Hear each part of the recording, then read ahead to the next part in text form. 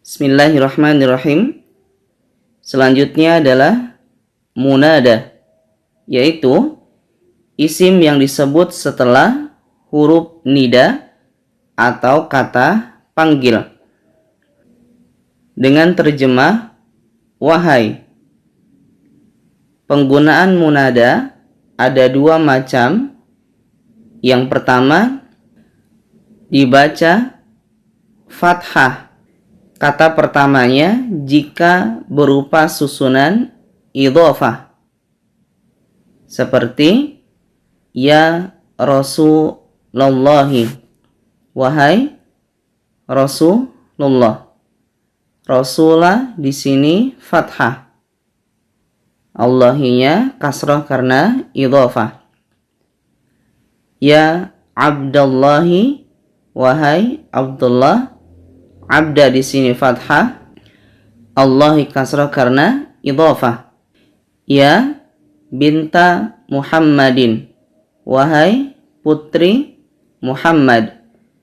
Binta fathah, Muhammadin kasrah karena idhofah. Dan ya Abdurrahmani, wahai Abdurrahman.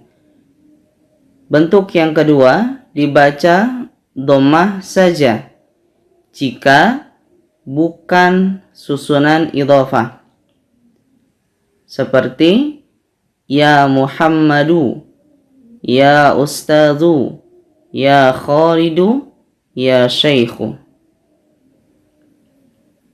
Selanjutnya adalah isim la, dan huruf la di sini bermakna tidak ada.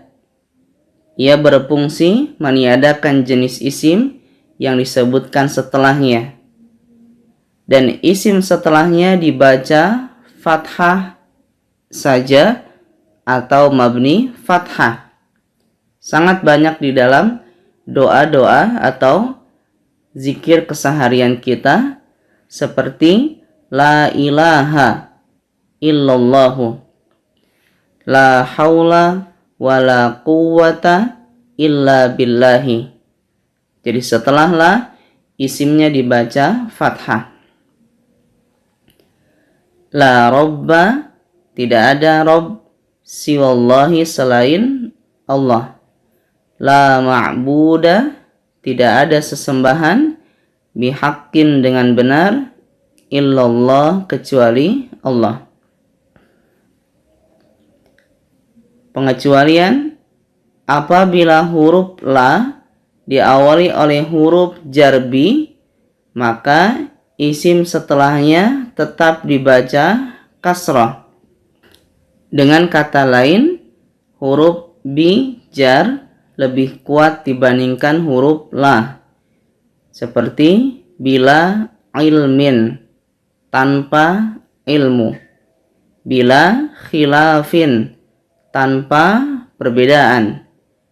Bila hujjatin, tanpa hujjah.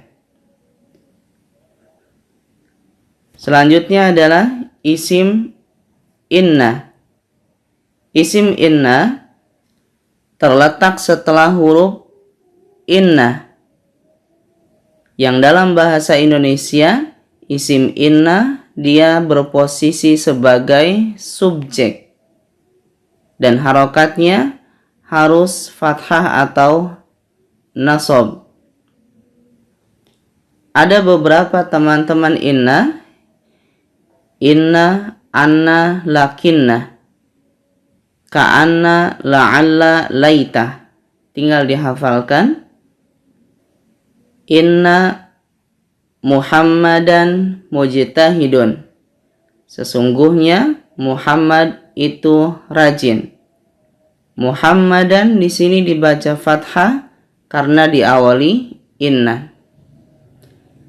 Innallaha rahimun. Sesungguhnya Allah Maha Penyayang. Allah di sini fathah karena diawali inna. Inna Fatimata tabibun. Sesungguhnya Fatimah itu seorang dokter. Fatimata fathah karena inna. Terkadang isim inna itu diakhirkan, dan ciri utamanya adalah setelah huruf inna ada huruf jar atau zorot. Contoh, inna ma'al usri yusran. Sesungguhnya bersama kesulitan ada kemudahan. Ini adalah zorot dan susunannya. Kemudian yusron sebagai subjek ditandai dengan terjemah ada, dan dia fathah karena dipengaruhi oleh inna. Contoh lain, inna fil fasli rajulan. Sesungguhnya di dalam kelas ada seorang laki-laki. Fil fasli ini ada huruf jar dan susunannya. Rajulan di sini dibaca fathah tanwin karena dipengaruhi oleh inna, dan dia sebagai subjek dengan ditandai terjemah ada. Ya, ini sangat banyak di dalam teks bahasa Arab. Jadi, dimanapun subjeknya, selama dia ada inna dan kawan-kawan, maka subjeknya tetap dipengaruhi. Pengecualian, jika inna dan anna atau temannya bersambung dengan huruf ma, maka isimnya kembali ke harokat dhammah atau tidak berfungsi lagi. Contoh, innamal a'malu binniyati. Sesungguhnya segala amal itu dengan niat. Al-a'malu di sini tetap dibaca dhammah karena innama tidak dibaca fathah. Contoh lain, annamal hayatud dunya la'ibun. Sesungguhnya kehidupan dunia itu hanya permainan. Al-hayatu di sini tetap dibaca dhammah, tidak dibaca fathah karena an-nama ada huruf ma. La'ibun dhamma di sini sebagai khobar atau predikat. Berkaitan dengan terjemah, perbedaan inna dan innama. Inna artinya adalah sesungguhnya. Adapun innama sesungguhnya titik-titik hanya. Begitu juga dengan annama. Seperti contoh di sini, sesungguhnya kehidupan dunia hanya permainan.